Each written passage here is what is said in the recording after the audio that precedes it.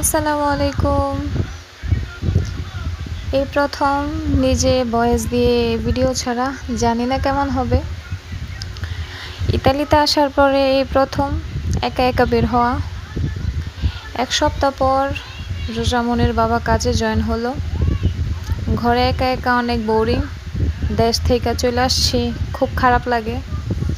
তো এই কারণে বের হওয়া। আমরা বের হয়েছি বাংলাদেশের প্রায় 10টা প্লাস, আর এদিকে এখনো অন্ধকার হয় নাই, সূর্য ডুবে নাই। আমাদের এদিকে মাত্র 6টা বাজে। তো হাঁটতে হাঁটতে চলে আসলাম পার্কে।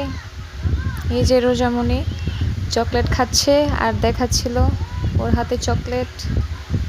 তো বলতেছিল যে এই দেখো চুষনি চকলেট। এই তো আল্লাহ হাফেজ।